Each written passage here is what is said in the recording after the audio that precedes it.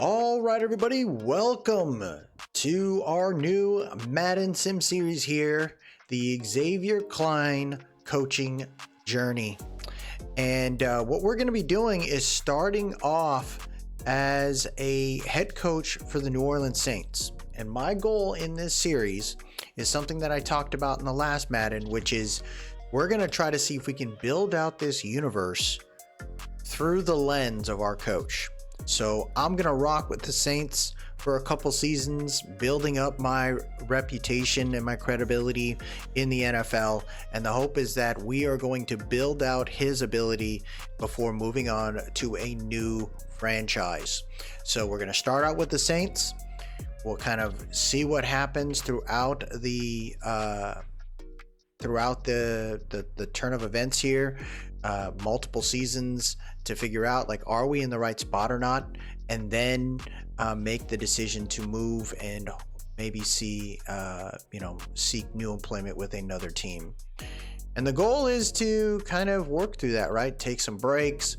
Maybe we take a break for a season and then we decide to jump on and join another team after that. I kind of want to see what that would look like if we were to leave an organization. Come to think about it, if I were to click, so that's the demand release. What's the demand release thing? So it's available during the playoffs. So if I lose, I can demand a release during the playoff season, and maybe that can give me an opportunity to find another crew if need be. So in this series, we're going to focus on the simming. We're going to jump in and out of games to kind of keep moving the series forward. Maybe we create our own playbook and kind of talk through, what kind of plays we'd like to use as far as the scheme and stuff like that. But we're starting off with a tough team. The reason why I picked the Saints, one, they have like an OVR that's decent, but two, they have a crazy cap issue. So my hope is that I can help build out the cap concern here, get it cleaned up, and then if we continue to win as well, I can leave the Saints knowing that they are in a better position financially than they are right now. It says we got 12 million in cap, but the Saints always end up with like millions and millions of dollars over cap by the end of the season. So you got to like restructure and just keep kicking the can down the road, which is a horrendous feeling. Now, I started prior to the real rosters here, but the upload's probably going to happen after the start of week 1 in regular season in real life. So we're starting off kind of surprisingly. The EA actually updated the rosters every preseason week up until week 3. So I was kind of shocked by that. Didn't expect to see that. EA usually just like screws up roster updates and stuff. So I'm pretty shocked that they gave that to us. But here's where we're at, right? So I actually watched the simulation of week number 3, and I wanted to see what the team looked like. So after that watching that game, here's where we're going to be at. We got the new left tackle here, Talais Fuaga out of Oregon State. I am actually a fan of this guy. I was hoping the Giants would have taken a chance on him to give more options down the road, but Fuaga wouldn't have fell into the second round, so it is what it is there. We look forward to rocking with him. They got Lucas Patrick starting at left guard, but I wanted to get Saldiveri some opportunities here. He's a second-year guard, and you draft him for a reason. You got to see what you got, and hopefully we can kind of work out in that space there. Eric McCoy, Cesar Reese at center and right guard, and then Penning moves over from left tackle over to right guard because I don't think he's going to make it. I think Uda is probably, another option here. I could see myself trying to draft another tackle as well. So, we got to figure all that. Taysom Hill's another guy here with Juwan Johnson and Foster Moreau at tight ends. Who knows how long freaking Taysom Hill lasts? Dude's 34 years old. He's, he does everything for you. But my issue is this man's contract. Wow, Madden did some weird things to make the money make sense, I guess, because his contract is trash. So I'm kind of surprised that they fixed that. You got Olave here at wide receiver along with Rashid Shaheed. A.T. Perry, who I'm a fan of. I really hope he kind of steps up this year. Equanimeous St. Brown, I'm a big fan of too. I thought he just ended up in really some tough places to really get a start of his career. I was always hoping the Giants would have taken him over like Hodgins or something like that, because he's just got like the speed and ability and height to do something. Maybe he just had drop issues, who knows. Kamara, and then I got Keandre Miller here. He's no longer a star dev like last year in Madden, but Keandre Miller is an interesting guy. I think the issue is his ability to stay healthy, and we're gonna try that out this series to see if that can work out. And Kamara, I believe Alvin Kamara is on the last year of his contract, and that can create some issues. He's got 2 more years left, and next year is a big one, right? It's $29.1 million, so the chances of us keeping him next season is probably not going to be good. Derek Carr is the starter, but I watched a little bit of the preseason game here in the game, and Spencer Rattler is actually not a bad QB. Whether he's our true starter or not, we might have to roll with him until we figure things out, because I want to get other things in order. For example, the O-line, as well as getting some linebackers and stuff down the road. So I don't think the quarterback is the priority right now. I think the QB behind Carr can do work with the weapons that are available. So I'm not really too worried about that. I want to make sure the O-line keeps him upright. The defense, honestly, is in a really interesting spot. You got a good veteran in Tyrann Mathieu holding center field. You got a youngster here in Howden, so I got to figure out how the strong safety is going to work. But I think with the guys in the front 7, it's going to be pretty nice. Pete Werner, you got Demario Davis and Willie Gay coming over from the Chiefs as the linebackers. Khaleke Hudson's kind of under the radar kind of guy. Coming over from the Commanders. He's pretty solid. I don't know much about Jalen Ford. He is a rookie out of Texas. When I think about linebackers, the last one I remember was DeMarvion Overshawn, who's currently with the Cowboys. So I don't know much about Jalen Ford, but 6'3", 242, that's a big freaking dude. So hopefully he becomes the heir apparent to Demario Davis, who's such a good freaking veteran. And then Nefi Sewell, I think, is pretty good too. He's a good special teams guy, if anything. Corners are going to be Marshawn Lattimore, Paulson Adebo, Alontae Taylor, and then I'm a big fan of this guy. I was hoping the Giants would have had a shot at drafting him in the 2nd round, but that's what happens. You traded your early pick in the 2nd round for Brian Burns, which I will never ever be upset about.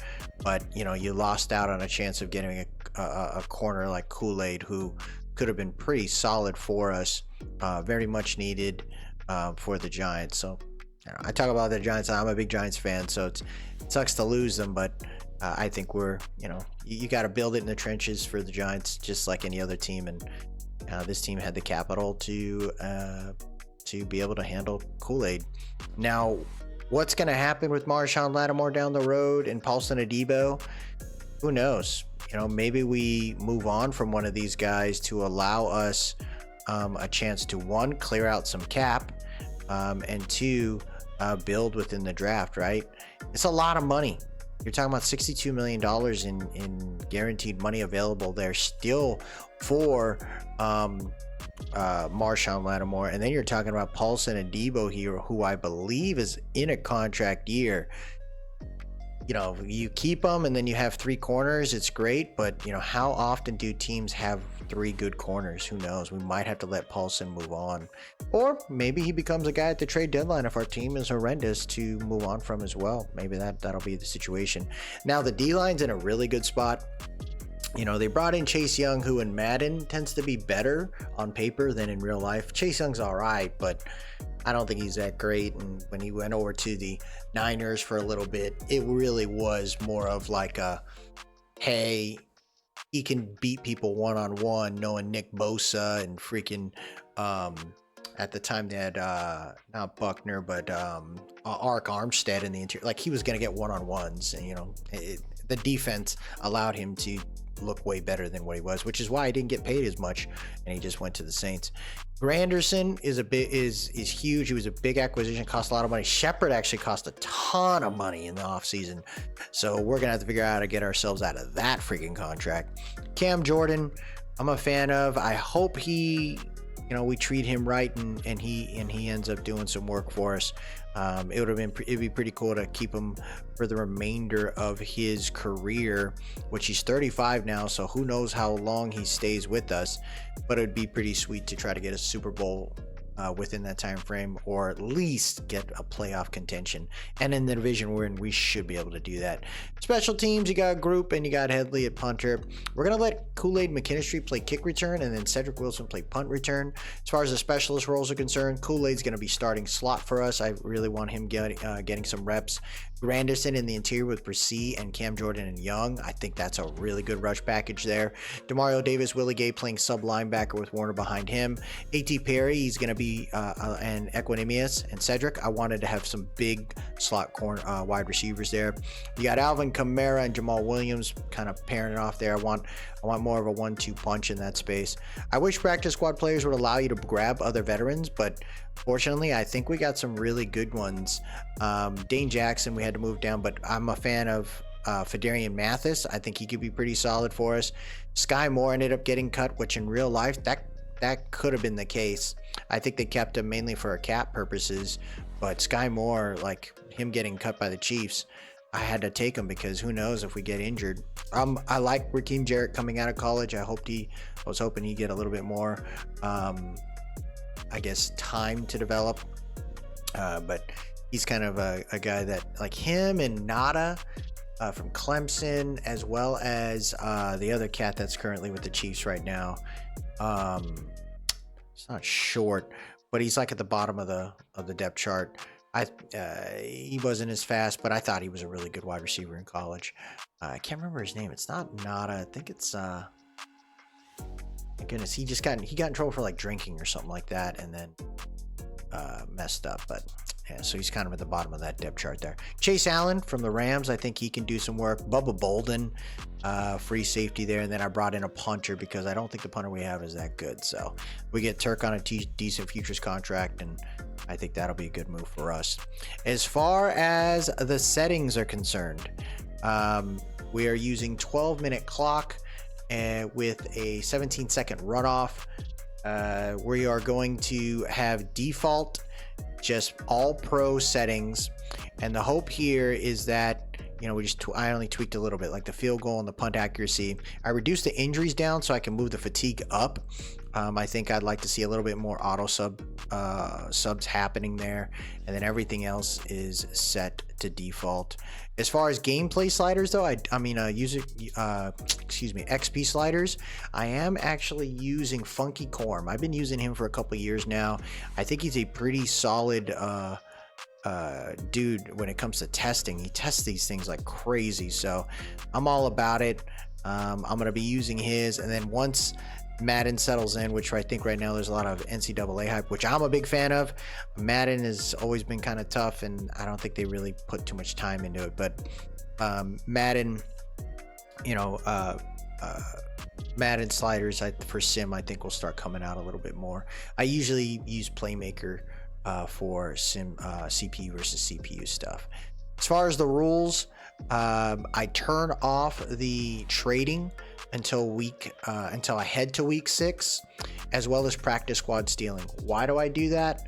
I do that because the goal is to create some realism, and I feel like a lot of trades don't necessarily happen in the first couple weeks. It's usually near the trade deadline around week 6, and the game tends to trade a whole lot more. No matter how much difficulty you put in the trading, the CPU tends to trade like a psychopath. Which, after I simulated from week 3's games, there was only one trade in the entire NFL, but I'm going to test this out and see what happens there. So this is going to be fun. I'm looking forward to this. It was about a 12-15 minute video here, and I think for me it was just kind of showing what we're going to be doing. It's going to be a fun journey. I think the Saints, their unis are really clean.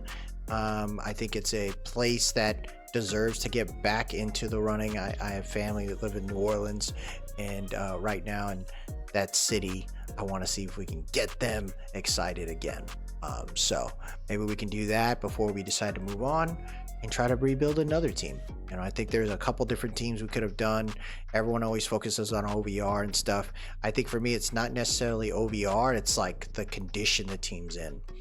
Because some teams could have crazy OVRs, low OVRs, but it's just like, okay, they already got certain pieces set, right? Like the Panthers, they got a quarterback, they got a young wide receiver in Leggett now, they got I think Jadavian Sanders, Chuba Hubbard, they got who's that, Brooks down there now, their new running back. They got pieces, man. They got an issue with corner maybe, but I think that team's in a set place. Like Minnesota could be fun, but you know, again, they already got a set QB and JJ McCarthy. You got to let that experiment run out.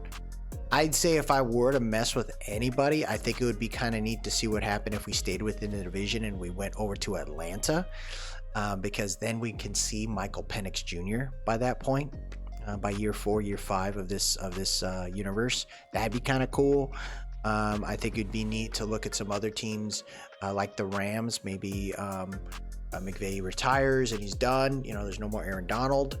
So how do you rebuild all that without his genius there? I think that's a fun division because the Niners are always good.